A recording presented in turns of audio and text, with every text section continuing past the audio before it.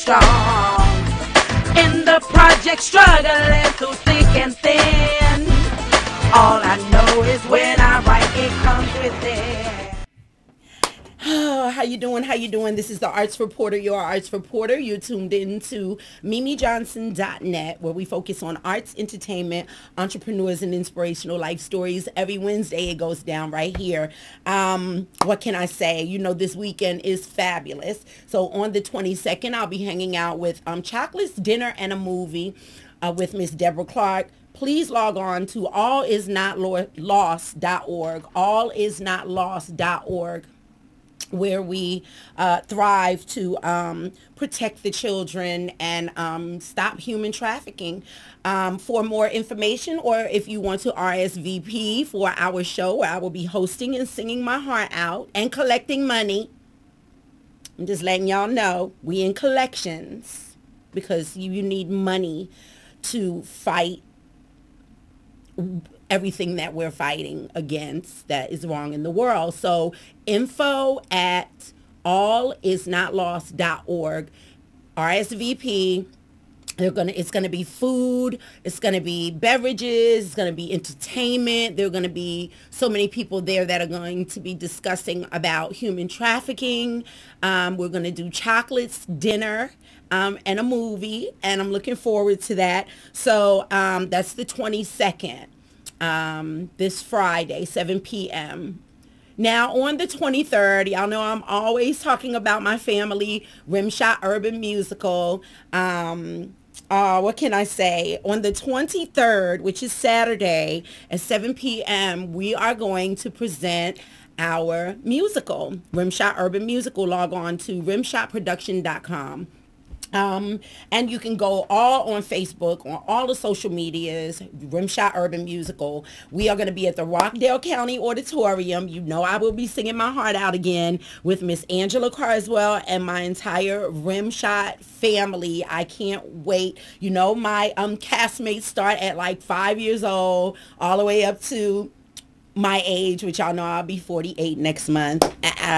And so I want everybody to come out and represent. Thank you to so many people that have bought tickets and that are representing for Rimshot Urban Musical. It is our anniversary, and I have a very, very special guests here today, Angela Carswell and Miss Chung Kim, and two amazing people that helped me to build a platform so that we can create awareness for human trafficking, which you know that I'm very passionate about, amongst other things. But this is like because the children, the voiceless, the scared, the afraid, that can't and won't speak out because they're in so much turmoil, or they're put into slavery, prostitution. They're afraid. We have to learn how to go where they're at, reach out to them, make some changes, and let them know that we're here for them. And also, for anyone that doesn't know, you can go to any QT. If you're feeling like you're in a situation, you can go to QT, and QT is a, I would say more like a shelter situation until they can get someone to come to help you. So QT is available as well. And when we bring our guests on today, they're going to have some very interesting links for us, and they're going to give us some information on just everything that we need to know as far as, you know, contacts and what we need to do to prevent.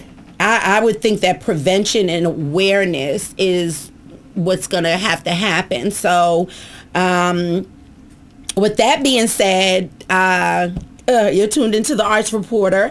We focus on arts, entertainment, entrepreneurs, and inspirational life stories. Every Wednesday, it goes down right here. Check out the Sibling Sitcom at youtube.com/the Sibling Sitcom, MJTV Network. Yes, I am the female Ted Turner. It's going down just like that. So we're going into 2 TV shows, with the third one being Natural Hair Quest with Iokisha Smith. That starts in March of 2014, and then I will be producing Epic Cooking with the Diva and Daughter. My mother and I are going to have a cooking show, so I'm really looking forward to that.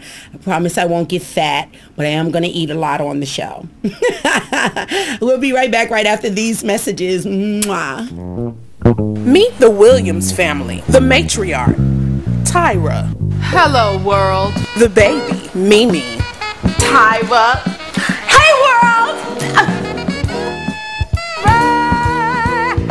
The Siblings Sitcom.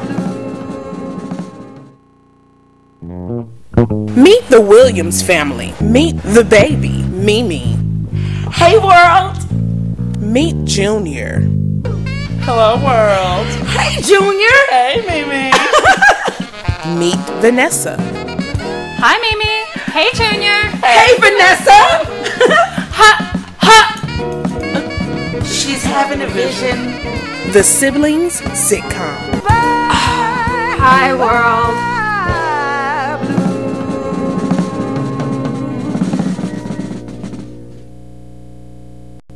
Welcome to Mark Square Studios, where we offer great prices and outstanding accommodations in one convenient location.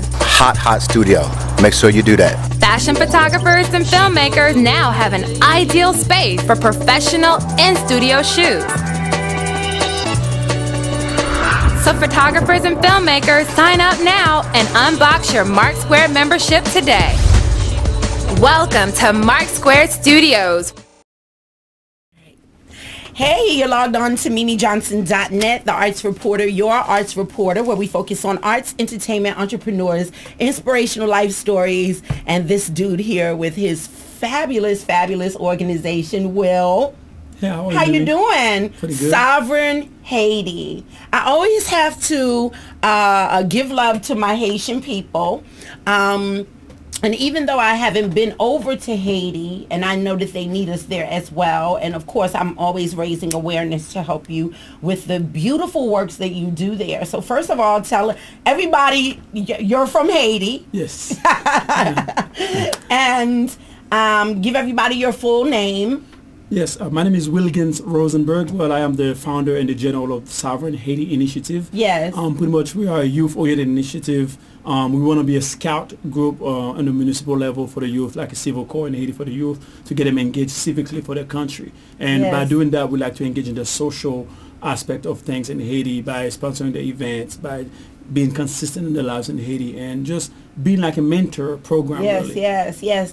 And I mean, the Arts Reporter, I am coming there with you. I just, I hated that I couldn't come last December for your excursion, because you go every December. Right. And that's such like a bad time for me, but I am gonna ask God to put it in my calendar, because the Arts Reporter needs to be there. So let's talk about where you started.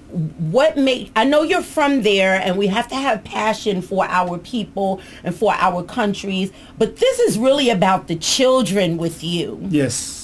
Well, there's no future for any of us, race or nation or people, period, if we're not sheltering, nurturing our children. Yeah. Because that's my main focus. Next thing is working with women's group and farmers in Haiti. So when we go to Haiti, we don't go on a vacation. When we go to Haiti, we go on a civic excursion or civic duty. We refrain from using the word trip. But you're in luck, because we'll be going this December, but even though December is hard for you, but we go every time we can raise the money. Okay. Because we don't have a schedule, we don't like ourselves in a time frame. The idea is to remain consistent. We raise the money, we go. We'll be going in August, where the elders want to recognize us, Sovereign Haiti, for the work that we do within the Vodou sect of Haiti. So that's within November, and that's the commemoration of Boukman, Dote Boukman, which is where the congregation happened for Africans when we had the revolution. So we'll be going there in August. we'll be going to Haiti soon in December, from the 28th to the 4th of January. Pretty much it's a civic excursion, Sovereign Haiti civic excursion, where we engage in doing events for the children, sponsor the events, working with the farmers, like something called Combit. And also we do exercise the children in the morning, feed them 3 times a day, do civic instruction, and we play movies for them and do reflection. Too often than not in Haiti, the children get to see a lot of Europeans going to Haiti, but they don't see us. And then the story they hear about us in America, Black America, or Africans living here in diaspora in America, is that it's like the boys in the hood type of story, like stay away from those blacks so they're not up to no good. I want to change that dynamic. I want to make sure that we in America know about the story about Haitians, about the Haitian children on a positive light, and I want them to know about all Black African story in America on a positive light, not just the boys in the hood that the media is giving them, which is negative. So that's why we try to engage Black folks to travel with us when we go to Haiti on our civic missions. Yes. Okay, and Al, I think that there is a video that I sent to you for Sovereign Haiti. I don't know if you can get that for me, but no, it was Sovereign Haiti. I sent it in an email to you. There it is, Shy. So let's go ahead and let's play that, and let's do a minute of that. And what we're gonna do is I want to play that during your interview, because I wanted to play some video of what you sent me. So we'll be right back. We're going to go ahead and watch this video that you sent to us, and we'll be right back with Will. Yeah.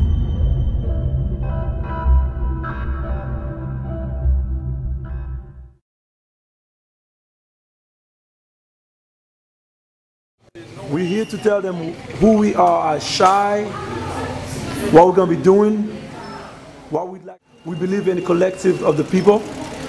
There's mes magistrats, magistrats. Magistrat là, chita, taisez-vous, chita, respect, l'ordre et discipline. Discipline, l'ordre, respect. Qui ça? Discipline, l'ordre et respect. Respect. Nous pas du mal. D'accord. Content avec nous? Même tout. Est-ce que nous comptons avec nous? Oui. Merci. Ça c'est Jamal Lee, c'est Amal. Bonjour. C'est Amel. Jamal Lee. Et c'est François. C'est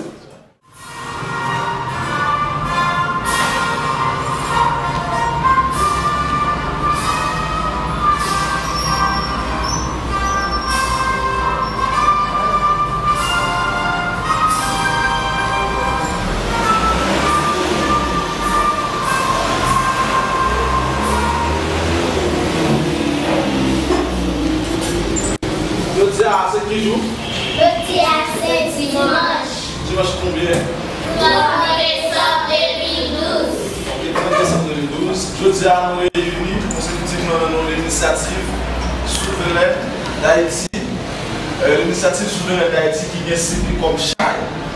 Qui ça nous gagne en perspective? Qui ça nous gagne comme objectif? Nous-mêmes nous encadrer et jeunesse là. Mais nous voyons que pour nous encadrer jeunesse là, nous commençons par ce monde passe. Yes. And I'll play more. I'll take excerpts and kind of get out to play, throughout the rest of the year. And we can start from that point and just keep it going because it's about 5 minutes. Now, we got Marcus. Hi, Marcus. We got Bird. How y'all doing? Marcus, what are you saying? I went to the wrong train station. So, Marcus, you should have called me. You know I'm a communicator. I would have got you here. I would have picked you up.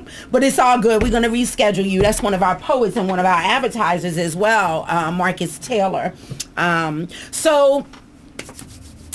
The children. Now, you do some entertainment. You do a lot of lecturing, teaching. Tell us some of the things that you teach the children. Well, the main one is civic instruction. Haiti has been known for its civism, where the youth knows their history, what they've done, because that's what's lacking in America. My work is not just to do it for Haitian children, it's also for American or African children here in America as well, all around the world. Civism, nationalism is good for us to know because that's what keeps you and whole and centered to know who you are, give you confidence to actually stand up tall and look up and actually be something. Yes. So when we have a youth not being civically instructed, being told about their story, our greatness predated Africa before the enslavement, criminalization of what the Europeans have done to us as a people, which is still impacting us today. No wonder our children are sagging their pants, are doing the ill things, and yet they're born in the entitlement age where they don't think that they have to take on a struggle because the history has not been passed on to them. You can find it rarely that we here in America a child that has a grandmother that's older than 85 years old. So right now you see that there's not like the folks tale story being told. Yes, yes. So civic instruction is the first thing. The second thing is sustainability. Okay, sovereignty. Talking about like how to become your own person, your own nation, through self-love and love for country, love for nation, love for your constitution, and be adequate citizen and give back to your community. So I get them to get civically engaged by teaching them civic engagement, clean streets, clean river banks, and do exercise in the morning, get the body and mind in unison with their thoughts. Yeah. So in that way they can actually go, and I try to give them great memory along the way. Because often than not, why you do the beautiful things that you do, Mimi Johnson, is because you remember who you are, what you went through as your experience. Yes. Good or bad, it's our memory that makes us want to give back to our community. Yes. If we had a tough childhood who get mistreated and life kept throwing us blows as a youth, you're not going to want to be a productive citizen in the society, the community that you live in. You say, well, why should I? Because I was dealt a bad hand.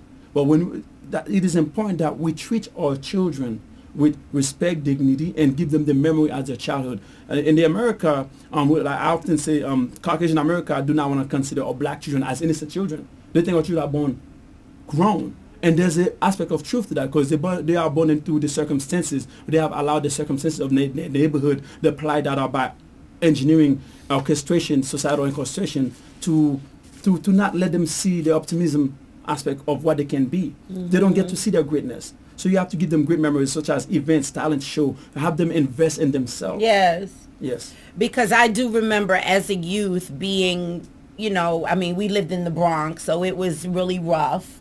And they were mostly just Puerto Ricans, blacks, Jamaicans, Haitians, all of us as a community, and some Chinese. There were some Chinese. We didn't grow up around a Caucasian people. There were no Caucasian people where we were, but so that's all we knew was ourselves and we became the generation of hip hop. Yes. And we, because from about 72, that's really when hip hop started with us in the Bronx. It didn't go into mainstream until about 76 or 77 or something like that. But we created a situation for us not to get in trouble through music, the DJs, stealing electricity because we used to... Acquiring electricity. I would say acquiring. Yeah, we all put in our money for the dollar store and get our extension cords, and then wherever we needed, because the buildings were sometimes like 15 stories, and if your mom wasn't home on the 12th story, then we would get that electricity, or you know what I'm saying. Sometimes it was the second floor, but we used to have electricity so that we could have the DJ playing the music. Then I was, of course, on the mic as an MC, of course. I'm like 8, 9 years old, and you don't stop. And then you had the break dancers, and so all of us together. That was our way of, because we didn't have money, so that was our way to not get into trouble. And so that's the same thing with, and we were taught that some kind of way. It didn't just come to us. Right. I guess we must have watched other entertainers or whatever, and then it happened to us. So this is what's happening with the children in Haiti now. So give us some last words on advice, I would say, about helping our community, because it's so important that we give back to our community. Yes, often than not, our children, they are not lost. Our youth are not lost. Our young adults are not lost. They are misplaced or displaced. Yes. Their priorities are misplaced because the priority of their parents, of their surroundings, the community. It takes a community to raise a child. Yes. Okay. So because if we're not prioritizing ourselves through group economics, family economics, ourselves, and through self-empowerment, Yes. Or youth are going to be displaced. They're going to be open to whatever. It's going to be a floodgate for whatever. So they're going to succumb themselves to whatever is given to them. That's right. So they're going to try to make their own way, and they're growing up, they're experiencing things, new experiences in their lives. So they're trying to understand themselves.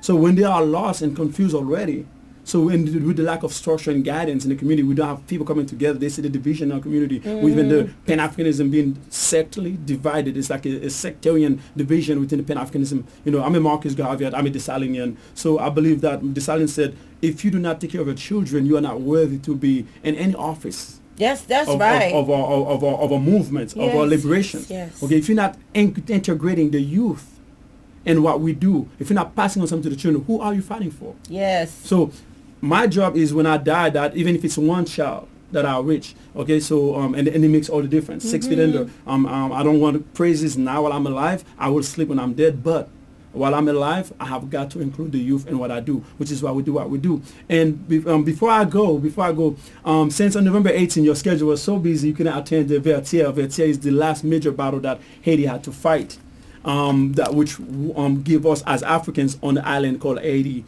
or freedom against European colonialism. We had a certificate reserved for you. So it says November 18th. Today is November 20th. Okay. But I know you couldn't make it because you're busy doing your thing. So I don't know if I should print it to the camera. Sure. Right? It says certificate of appreciation. This certifies this individual, Mimi Johnson, has civically been engaged in the cause of our people and manners. Sovereign Haiti Initiative is compelled to recognize such distinguished selfless effort. Awarded on November 18th, 2013. It's notarized, signed by me, the commander of Sovereign Haiti Initiative. And I wanted to do that. And the event took place at Harmony Restaurant, which is one of our sponsors for the civic excursion. Yes. Every once in a while when we go into Haiti, we find people within the community that are conscious enough to know and love what we are doing. And guess what? You've been a sponsor. When I tell people what does it take to be a sponsor for Sovereign Haiti Initiative, sometimes it's not financial means that's sponsoring us. Sometimes it's inviting me to this show, letting the word get out there on behalf of our youth. It's sometimes your contribution, yes, but it's more you coming to our events and get the message, see the work that we are doing for what it is. Because remember, I'm not in the habit of asking people for charity, whatever. Even when I do, for us as a people, it's a contribution that I ask you for. But when I send to other Caucasian people, it's reparations. Yes. Because I believe in reparations. Yes, so, yes, me too. So I do you. as well. Thank you so much. Give everyone your website and your contact information. Yes. Well, we are on Facebook. We do not yet have a website. We go to Sovereign Haiti Initiative on Facebook or Sovereign Haiti. Anything you see Sovereign Haiti, it's us. We are on Twitter under Sovereign 1804. And Sovereign Haiti.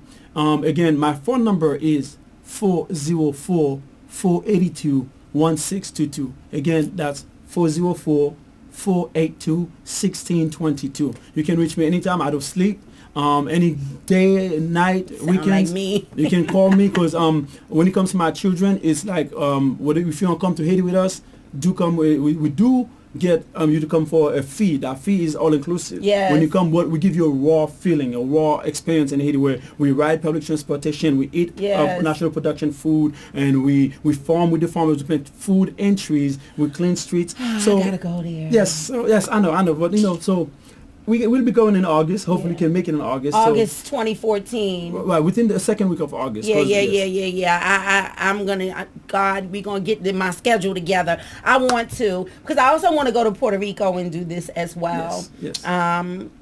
And then in the Bahamas, I have people, my people all over the place, and that's okay. I don't mind. I'm a little bit of everything, and I want to go back to the Bronx and do some community work there as well. It all starts at home here in Atlanta for me, where I can do everything and anything possible to help to increase the profile of you and many other organizations that are just helping the world. So thank you so much. I appreciate you. Sovereign Haiti. We'll be right back right after these messages.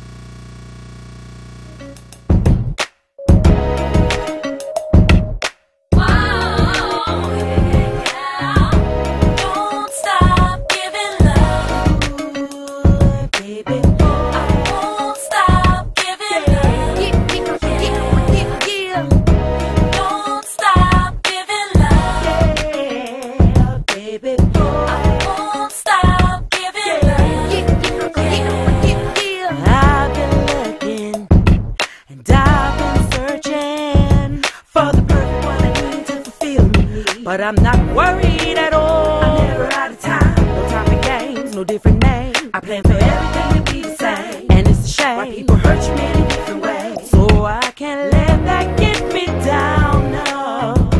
Don't stop giving love, Ooh, baby. I won't stop giving love. Yeah. Don't stop giving love, Yeah, baby. I won't stop giving love.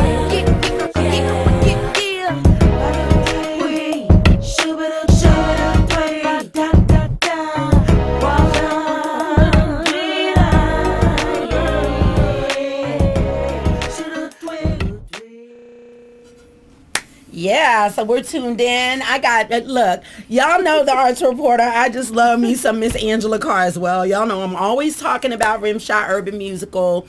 I'm always discussing your platform. It's so amazing. You met Chong Kim, and that just inspired you to be a voice for human trafficking, and then you just came over here into my world with it, and I was like, oh, we going. and it's nonstop, and now we're also doing have great relationships with Miss Deborah Clark and Senator Donzella James, and everyone is coming together to just make this awareness so powerful. Absolutely. So how you feeling about that? I'm so excited. I'm so excited. You know, the production is on Saturday. You know you look like Betty Boop. With that hairstyle. I'm sorry. I just had to tell you.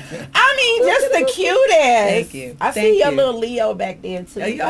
So you recognize that that's Leo? Okay. Yeah. Oh, yeah. Well, I have a Leo daughter, Mookie. Okay. So I'm a Leo rising. My rising is Leo, Capricorn. Okay, nice. So the 23rd. Yes. Let's go. Okay. So, Rimshot Urban Musical, for those of you who aren't aware, Rimshot Urban Musical was designed with the entire purpose of bringing awareness to human trafficking.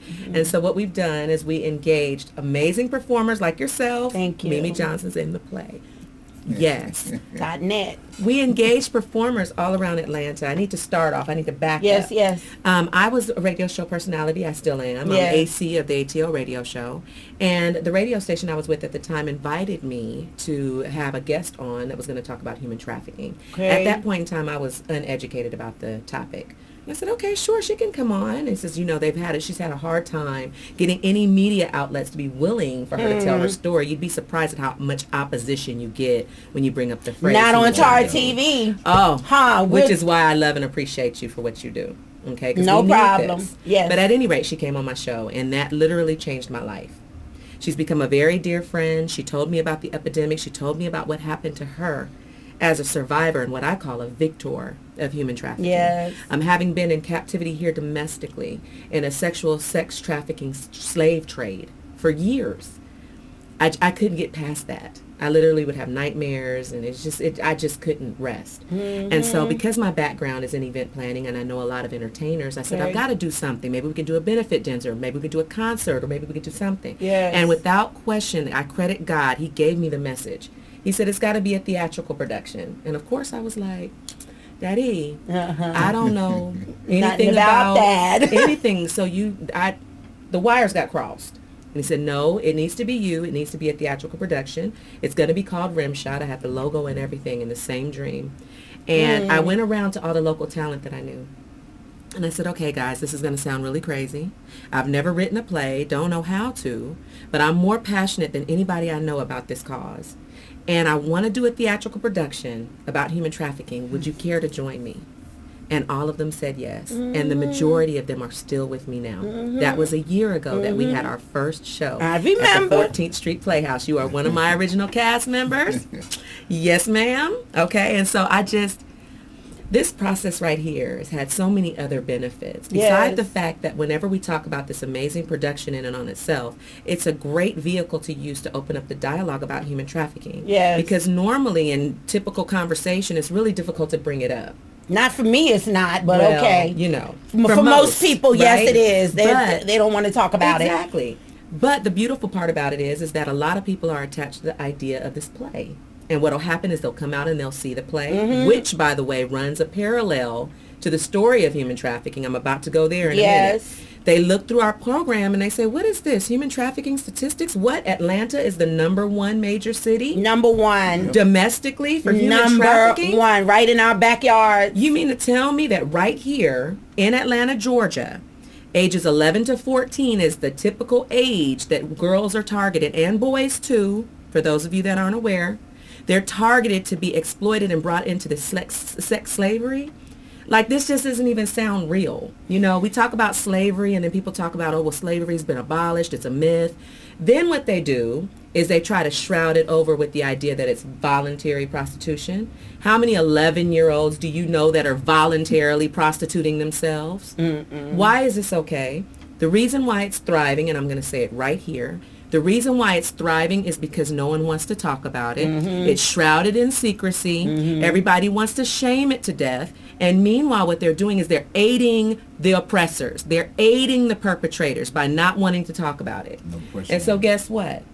Anybody that has the nerve to run into my production on accident or on purpose, they'll also be educated about this epidemic. So Mr. Moore, you know, because Steve has been with us from the very beginning, watching Rimshot grow. I just want to get, you know, your just a short excerpt of what you're feeling about Rimshot Urban Musical and the cause that we are inspired to bring awareness to hopefully eventually stop.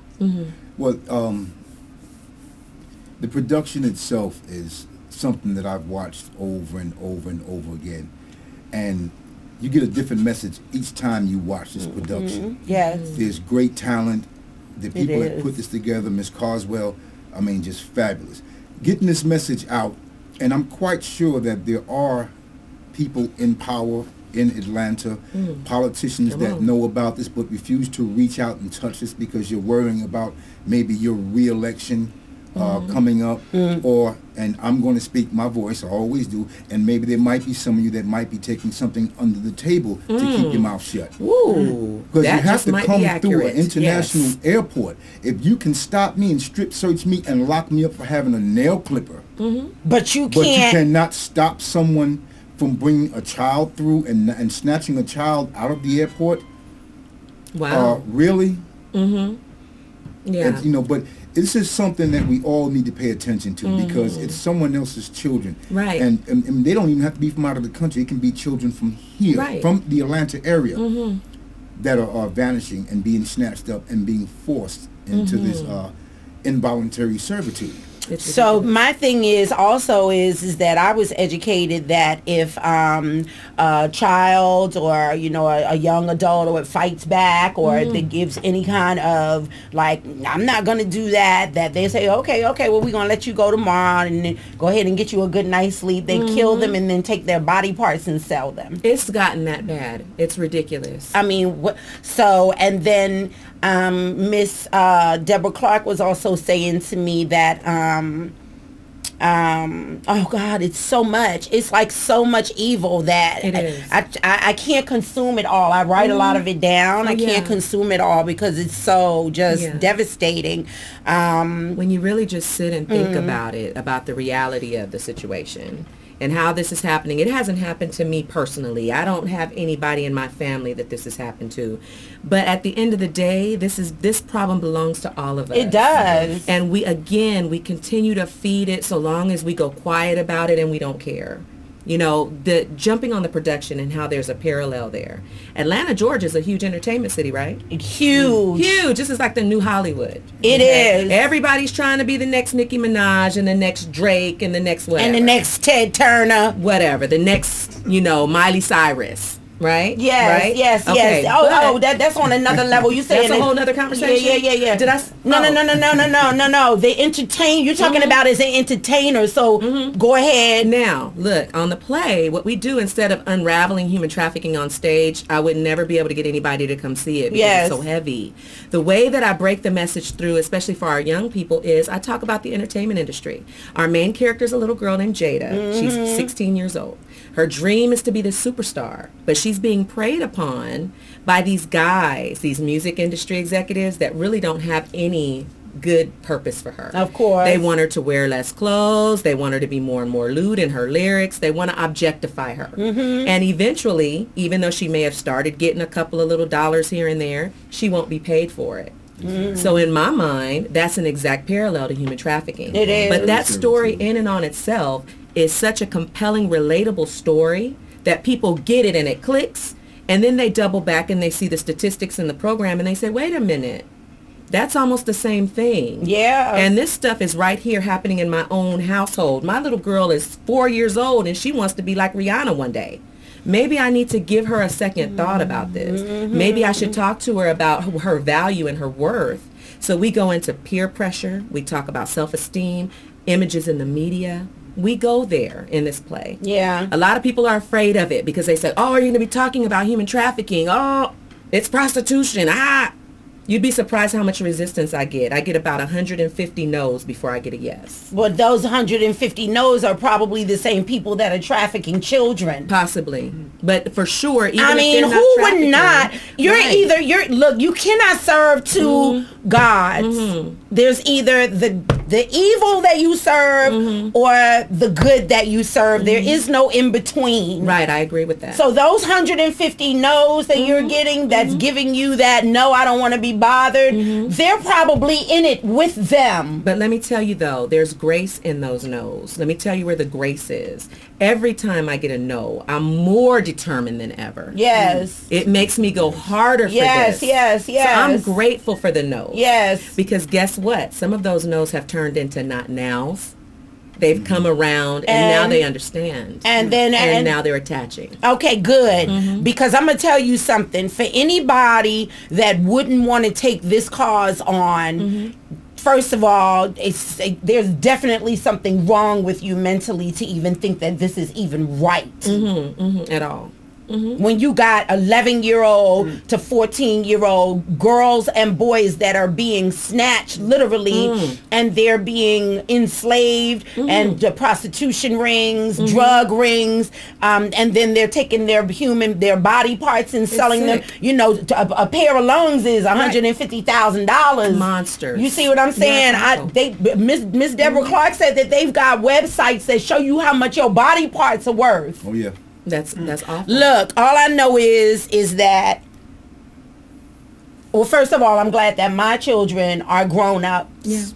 So that I don't have to worry about, because this has been going on forever and we never even knew about. I didn't really know about this. But I didn't know about it until you brought it to me. You didn't know about it until Miss Kim brought it to you. Exactly. So it's like we have to be the voice to tell people.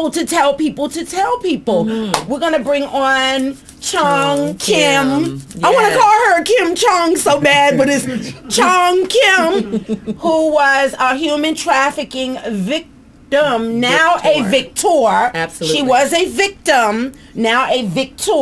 So we'll be right back right after these messages. The Arts Reporter. Mwah. Be right back.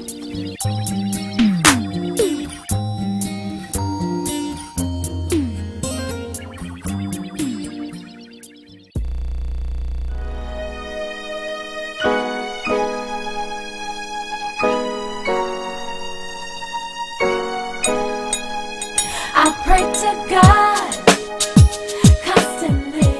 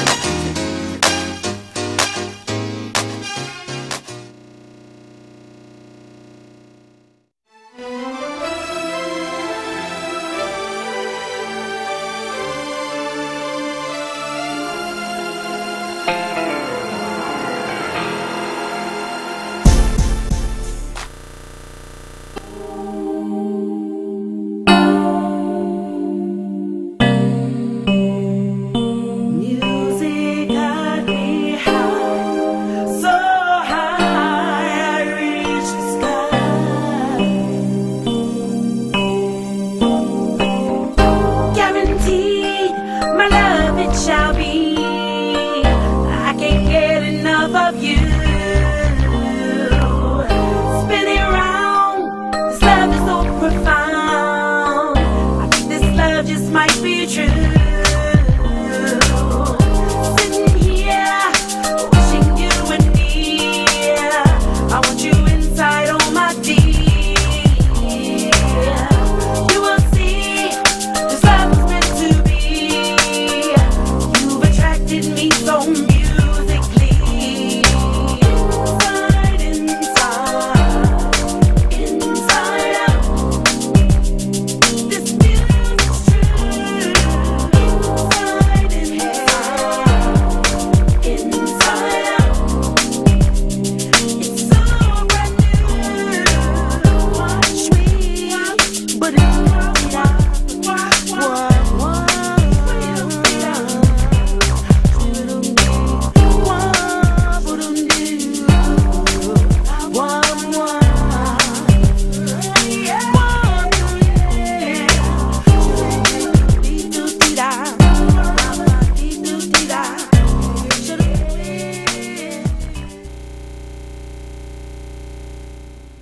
Yeah, you're tuned into the Arts Reporter, your Arts Reporter, where we focus on arts, entertainment, entrepreneurs, and inspirational life stories.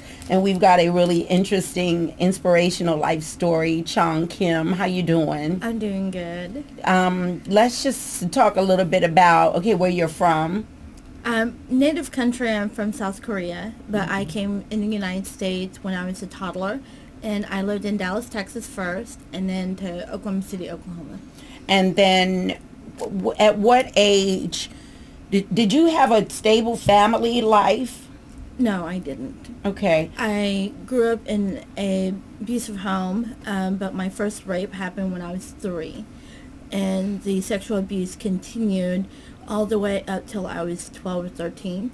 I ran away from home. Was jumping from foster home to foster home. Now, the rape, that was someone in your family, because I'm told that people that are the closest in the family are usually the ones that are doing these molestations. He was not in the family. Okay. But he was very close to our family. Okay. But one of the things that I want people to understand is that when I went into foster care, to me, I felt like that's when my name entered in the list of children that would be traded. Because when the traffickers, they were stalking me for a while, and I didn't know this until after the 2nd year that I was trafficked. What happened was, by the time I was 17, the Department of Human Services says, you know what, you're not cute, you're not adorable, you're not a child anymore, so you can't have anything to do with us. They didn't give me any resources, they didn't give me any follow-ups, no aftercare. So by the time I was 17, 18, I was literally on my own. By the time I was 19, I was living in Oklahoma City at the time, and I decided to move to Dallas, Texas to pursue a career in criminal justice. And at that time, I went to kind of like a trade school like DeVry or something like that. And me and my classmate in one of my law enforcement class, we became roommates. And from that point on, I went to a country bar in Dallas, Texas in 1995. Or 94 is when I met him, and he was dressed up in a military uniform, but he was not military. You can actually buy military uniform at an Army, Navy surplus store, and it is not illegal to purchase. In Australia, do you know that the military law is any military personnel that is either done with enlistment or retires has to give their uniform back to the government. Okay. We need to pursue that law here in the United States. Because that tricked you. Yes, because my uncle was in the military, and so I always had huge respects for the military personnel. So when I saw him, I thought, ooh, a man in uniform, you know. And I mean, and one of the things is that I'm in the process of writing my memoir. Mm-hmm. And one of the funny things when I have different editors that say, well, what was he like? Did he come up to you and say, hey, baby? And I said, you know, that's the crazy part.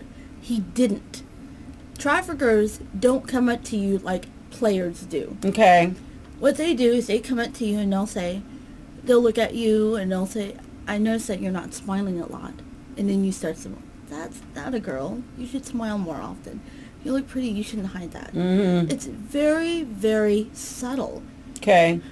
You know, and And so that's one of the things I want them to learn, how recruiters approach girls. Okay. That's how they gain their trust. A lot of times there's a book called Pimpology. There's a book called Pimpin' D, and Pimpin' D said he goes to a bar and he'll say, who wants to buy me a drink? The first girl that buys him a drink is the girl he will turn her out. Okay, so how do we educate? Because this is all through education. I have been approached as a teen, and then going into my 20s and into my 30s. I don't really think they would want to approach me now, because they probably see my aura of who I am. So, but I remember men coming to me and asking me questions and seeing how they can get me to go with them. But I was always one of those girls, like, you know, I'm from Puerto Rico, I'm a chica, and I carry a razor, so I will cut you. So they will leave me alone. Yes. Every female is not like that, though. No. So what are some signs? What's some guidance that you can give to us as women and men, so that we are not put in these situations, and children? One of the first things that I advocate strongly is to find, for children to find an adult they trust. You have but usually the people that are abusing the children are trusting them. So how do you make it all make sense? Well, one of the things, even when I was abused, I knew in the back of my mind, because one of the things is when children are being abused by a person they're supposed to trust, there's two different words. When you choose to trust someone, is a different person versus a person you're supposed to trust. Okay. Pastors, clergymen, parents, aunts, uncles. Those are the supposed to trust. That's so they say. Yes. But okay, I ain't gonna go there. If you notice, kids will rely on other kids. Yes. They'll rely on sometimes someone who's in high school if they're a junior high kid. Yes. And so if you can find someone who actually gives you that positive feedback, but especially with parents, one of the things I always tell the parents is that you need to not be your kid's best friend. That's right. We're going to hold on and go to a commercial break, and we're going to come right back. We'll be right back right after these messages. But I did want to say this is Miss Angela Carswell that connected us with Chong Kim, and this was the connection to where here I am, and I am going to be a voice for the rest of my life against human trafficking. We'll be back right after these messages. The Arts Reporter. Middle Georgia Productions and ATL Radio presents Rimshot Urban Musical, nominated ATL's Hottest Stage Play 2013. Rimshot Urban Musical integrates the works of a dynamic group of positive and innovative musicians, artists, scribes, and dancers while conveying an engaging, educational, and stimulating message. How far would you be willing to go for fame? Fortune. Things aren't always what they seem. The highly anticipated Rimshot Anniversary Celebration is on November 23rd at 7 o'clock at the Rockdale County Auditorium in Conyers, Georgia. To secure your tickets today, visit www.rimshoturbanmusical.com. Follow the movement on Facebook at Rimshot Urban Musical or call us at 678-306-3616. Rimshot Urban Musical, performing arts for social change.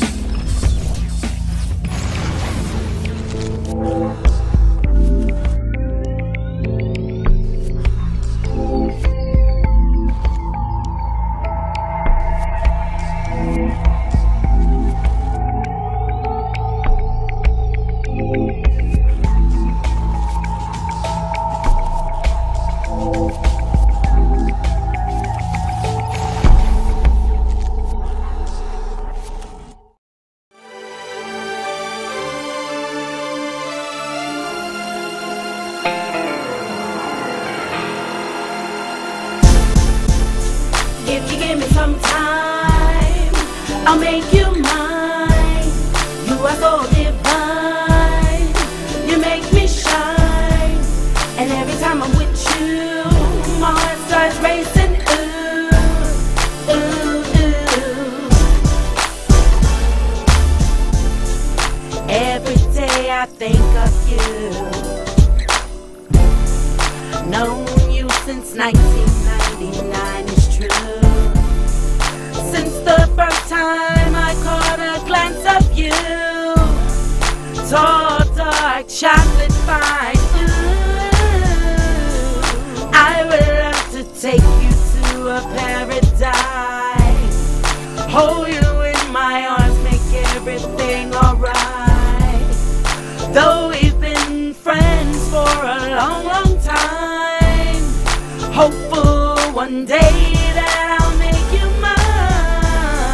If you give me some time, I'll make you mine. You are so divine, you make me shine.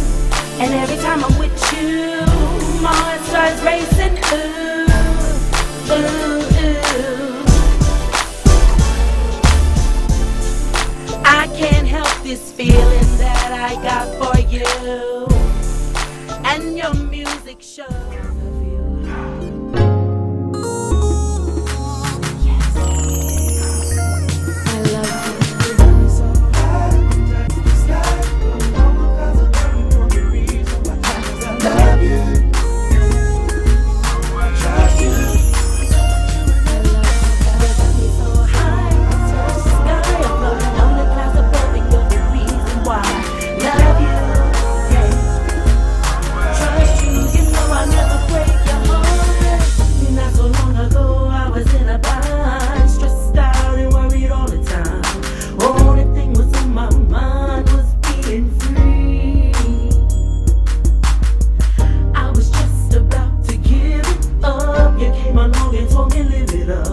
Show me there was so much more for me to see. I love the things you do to me, brand new to me, wrapped in ecstasy when you're next to me. Hold on, here I come. You got me sprung, I can't deny it, baby. I wanna do it again and again. Oh.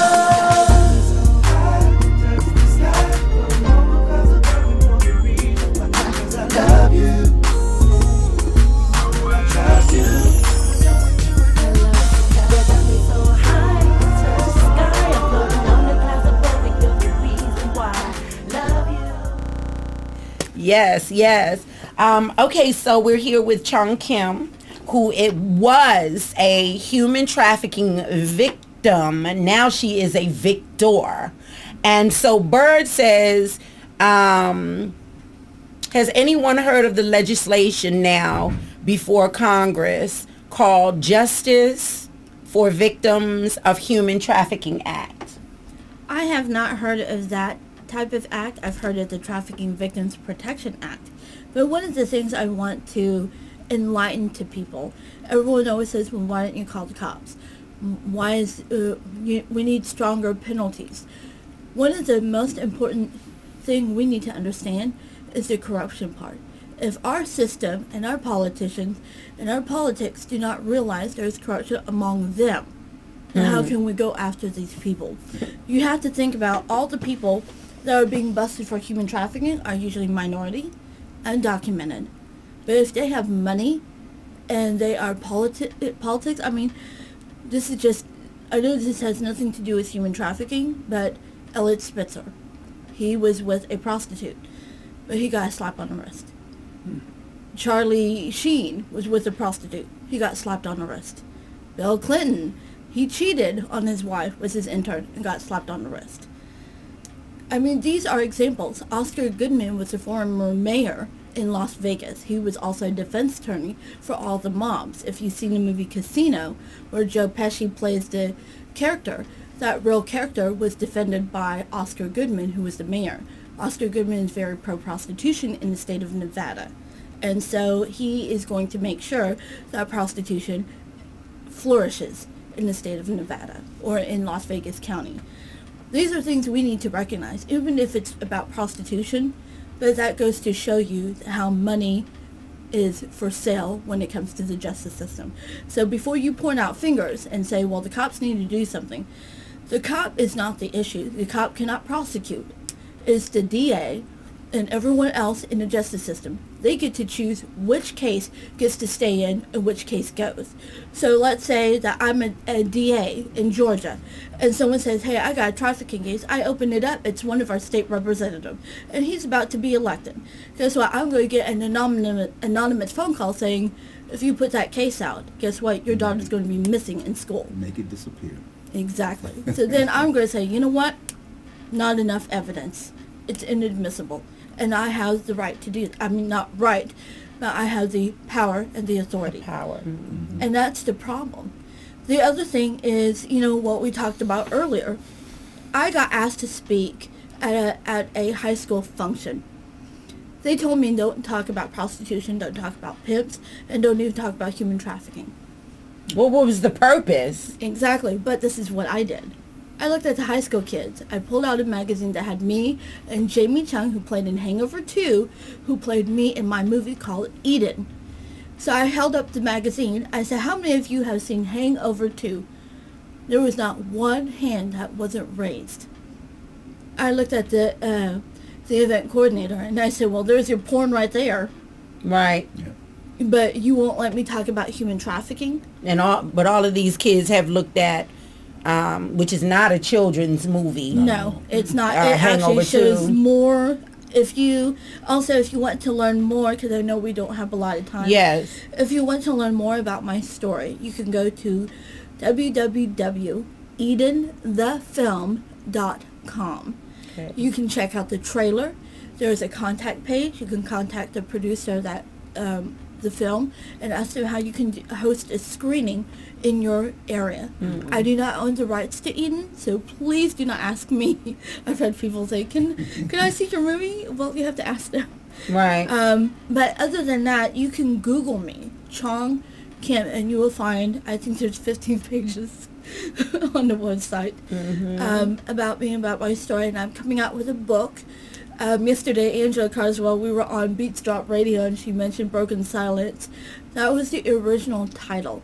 The new title is to be, to be determined, but it will be out next year.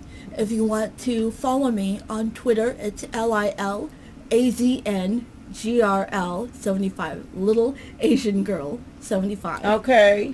And then you can also get in touch with me, theartsreporter@gmail.com, if you want to get in touch with Chong Kim.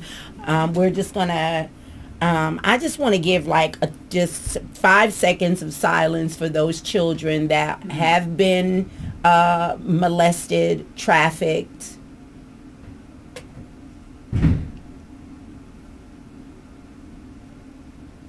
And I'm going to ask God to please keep those children that are being raped and molested and abused numb, and help the people that are in their lives that are doing these horrible, torturous things to the children, to make them go away. And if you need more information, just contact me at my email, theartsreporter@gmail.com, and I'm just looking forward to helping you to increase the profile. Mr. Moore is always supporting with keeping us, educated and updated at the Common Sense Corner with Steve Moore. So he will be talking more about it during his segment on the Arts Reporter as well. So I thank you so much. I'm so glad that you have been saved from such a horrific situation. And I'm glad to know you, and you're one of my sheroes. Thank you. Yeah, for real, Chong Kim. All right, so with that being said, protect your children, protect yourself. You're logged on to MimiJohnson.net, the Arts Reporter, your Arts Reporter, where we focus on arts, entertainment, entrepreneurs, and inspirational life stories. Every Wednesday, it goes down right here. And on 3, we're going to say tar-tar. 1, 2, 3, tar-tar!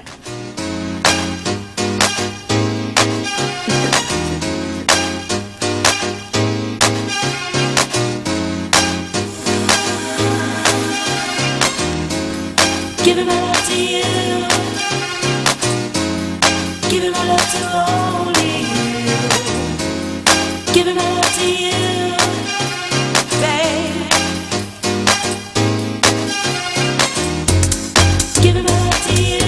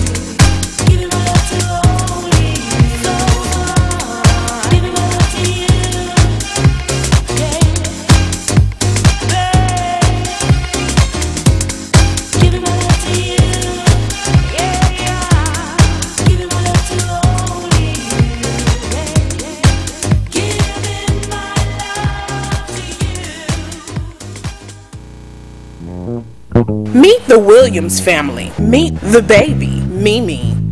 Hey world. Meet Junior.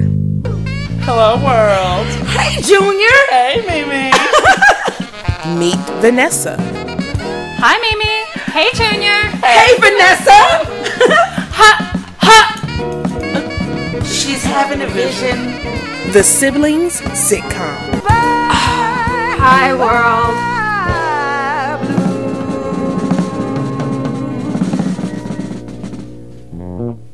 Meet the Williams family. The matriarch, Tyra. Hello, world. The baby, Mimi. Tyra. Hey world. The Siblings sitcom.